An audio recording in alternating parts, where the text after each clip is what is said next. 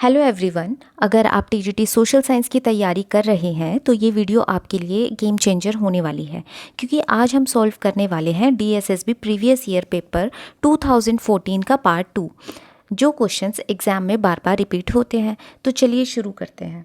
पहला क्वेश्चन है, मूल्य कठोरता या प्राइस रिजिडिटी किसकी विशेषता है?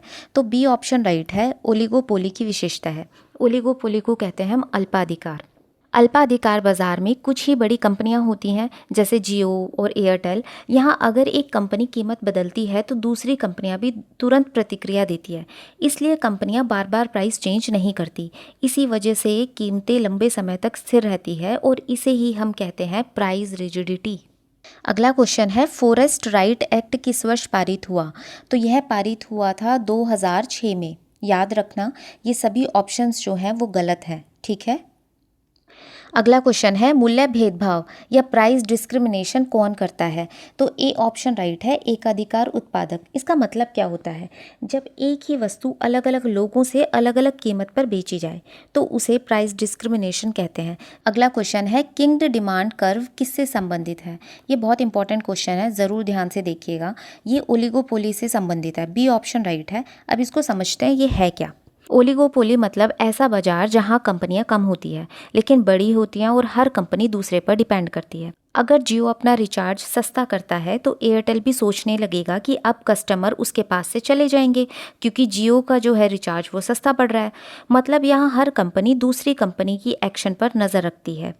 किंग्ड का मतलब होता है मुड़ा हुआ। इस थ्योरी में डिमांड कर्व बीच से मुड़ जाता है। ऐसा क्यों होता है? क्योंकि ओलिगोपोली में कंपनीज के रिएक्शन अलग अलग होते हैं।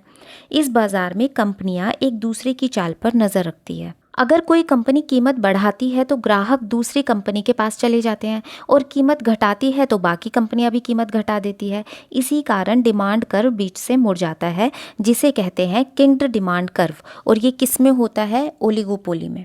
अगला क्वेश्चन है, पूर्ण प्रतियोगिता में संतुलन कब होता है? कब होता है? सी ऑप्शन राइट है, जब MC इक्वल टू MR होते हैं। MC मतलब होता है मार्जिनल कॉस्ट, MR मतलब होता है मार्जिनल रेवेन्यू। ठीक है, कहने का मतलब है परफेक्ट कंपटीशन में फर्म्स का संतुलन MC is equal to MR पर होता है। तो सी ऑप्शन राइट है। अगला क्वेश्चन है, सेज लॉज के अनुसार क्या होता है सेज लॉज? तो डी ऑप्शन राइट है, आपूर्ति अपनी मांग बनाती है। मतलब कि सेज लॉज कहना चाहता है कि supply creates its own demand. जब उत्पादन होगा तो लोगों को इनकम मिलेगी और वही इनकम डिमांड पैदा करेगी। फैक्ट्री उत्पादन करती है, मजदूरों को वेतन मिलता है और वे उससे सामान खरीदते हैं। तो सेज लॉज के अनुसार सप्लाई खुद अपनी डिमांड पैदा करती है। अगला क्वेश्चन है, अशोक के कलिंग युद्ध का प्रमाण किससे मिलता है? तो देखते हैं। कलिंग युद्ध के बाद अशोक बहुत दुखी होता है और उसने हिंसा छोड़कर बौद्ध धर्म को अपना लिया था। ठीक है, और इसकी जानकारी हमें कहाँ मिलती है? शिलालेख 13 से, और इसको कहते हैं रोक एडिक्ट 13। ठीक है। अगला क्वेश्चन है, प्रयाग प्रशस्ति किसने जारी की? तो बी ऑप्शन राइट है, समुद्रगुप्त ने की थी।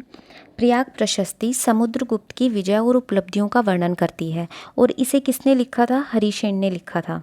अगला क्वेश्चन है, रासतरंगिणी के रचयिता कौन है? तो ए ऑप्शन राइट है, कल्हण है।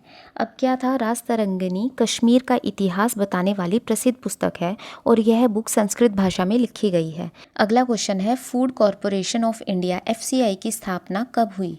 तो यह हुई थी 1965 में। ए ऑप्शन राइट है। और ये क्यों हुई थी? FCI की स्थापना खाद्य सुरक्षा और अनाज वितरण के लिए की गई थी। अगला क्वेश्चन है, एलोरा का कैलाश मंदिर किसने बनवाया? तो यह बनवाया था कृष्णवन ने। ठीक है, और ये कौन थे? ये राष्ट्रकूट वंश का राजा था। एलोरा की गुफाएं कहाँ है? महाराष्ट्र में है। भगवान शिव को समर्पित है।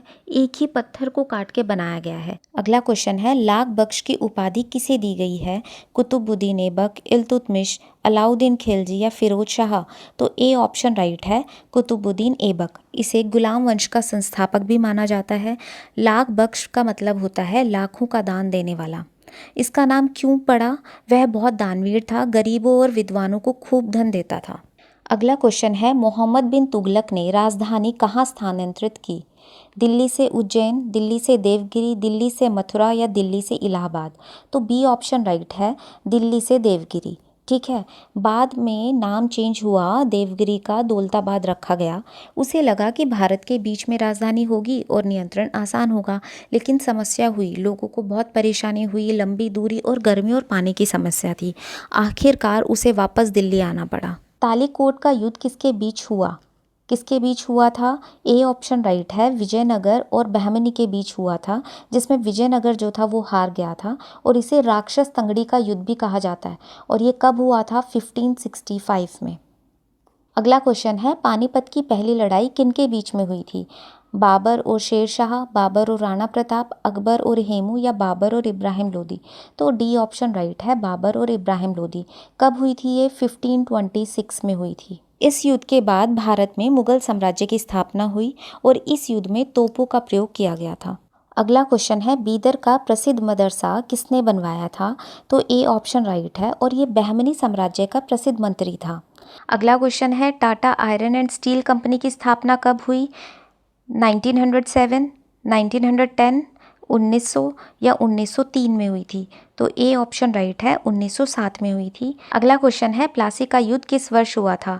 1761, 1756, 1764 या 1757? तो डी ऑप्शन राइट है, 1757। और ये किस किस के बीच में हुआ था? अंग्रेज और बंगाल का नवाब सिराजुद्दौला के बीच में हुआ था। और इस युद्ध के बाद क्या हुआ? भारत में अंग्रेजों की शक्ति बढ़ने लगी थी। अगला क्वेश्चन है, मैंगलोर संधि में कौन सा युद्ध समाप्त हुआ? तो यह था द्वितीय आंग्ल मसूर युद्ध। बी ऑप्शन राइट है और यह हुआ था 1784 में, यह संधि। और किस किस के बीच में हुई थी ये? टीपू सुल्तान और अंग्रेज के बीच में।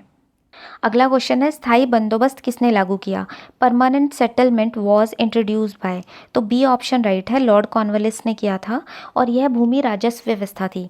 जमींदारों से फिक्स टैक्स लिया जाता था। 1793 में लागू हुआ था। कब हुआ था ये? 1793 में ये लागू हुआ था। ठीक है, तो बी ऑप्शन राइट है। अगला क्वेश्चन है, डॉक्ट्राइन ऑफ लैप्स किसने शुरू किया? लॉर्ड डलहौजी ने, लॉर्ड कॉर्नवालिस ने, लॉर्ड वेलेस्ली ने या जॉन शॉर ने? तो ए ऑप्शन राइट है, लॉर्ड डलहौजी ने। यह अंग्रेजों की एक नीति थी। इसके अनुसार अगर किसी राजा का अपना बेटा नहीं है तो उसका राज्य अंग्रेज अपने कब्जे में ले लेंगे। ठीक है, लॉर्ड डलहौजी ने कहा दत्तक पुत्र को उत्तराधिकारी नहीं माना जाएगा और यह 1857 की क्रांति का भी एक बड़ा कारण बना। भारतीय राष्ट्रीय कांग्रेस की स्थापना किसने की थी? ए.ओ. ह्यूम ने, महात्मा गांधी, एनी बेसेंट या बाल गंगाधर तिलक? तो ए.ओ. ह्यूम ने की थी। ए ऑप्शन राइट है। कब की थी? 1885 में। ठीक है, पहला अधिवेशन मुंबई में हुआ था और इसका पहला अध्यक्ष कौन था? डब्ल्यू.सी. बैनर्जी थे। अच्छा, इस कांग्रेस की स्थापना क्यों की गई थी? अपनी बात रखने के लिए, राजनीतिक अधिकार मांगने के लिए और अंग्रेजों से बात करने के लिए एक मंच मिले। अगला क्वेश्चन है, Telecom Regulatory Authority of India was set up in? तो कब हुई थी? 1997, 1985, 1990 या 1995? तो ए ऑप्शन राइट है, 1997 में हुई थी। और ये क्या करता था? मोबाइल कंपनियों पर निगरानी करना, कॉल या डेटा नियम बनाना, उपभोक्ताओं के हितों की रक्षा करना। अगला क्वेश्चन है, लॉयन ऑफ कर्नाटका की उपाधि किसे दी गई है? तो यह किसे दी गई है? बी ऑप्शन राइट है, गंगाधर राव देशपांडे। क्यों दी गई है? एक तो ये स्वतंत्रता सेनानी थे, कर्नाटक में राष्ट्रीय आंदोलन के बड़े नेता रहे हैं और कर्नाटक में स्वतंत्रता आंदोलन फैलाया। अगला क्वेश्चन है, जनता द्वारा सीधे लिया गया निर्णय क्या कहलाता है? प्रत्यक्ष लोकतंत्र या प्रतिनिधि लोकतंत्र, अभिजात तंत्र या संघवाद? तो ए ऑप्शन राइट है, प्रत्यक्ष लोकतंत्र। इसमें क्या होता है? जनमत संग्रह होता है, जैसे स्विट्जरलैंड में है। लेकिन हमारे इंडिया में क्या है? प्रतिनिधि लोकतंत्र। जब जनता अपने प्रतिनिधि चुनती है और वे निर्णय लेते हैं, जैसे भारत में होता है। तो बी ऑप्शन राइट है। तो ये थे आज के क्वेश्चंस। अगर आपको वीडियो हेल्पफुल लगी हो तो लाइक ज़रूर करें और चैनल को सब्सक्राइब भी करें, क्योंकि आगे आने वाले पार्ट्स और भी इम्पॉर्टेंट होने वाले हैं। तो मिलते हैं नेक्स्ट वीडियो में। Thank you.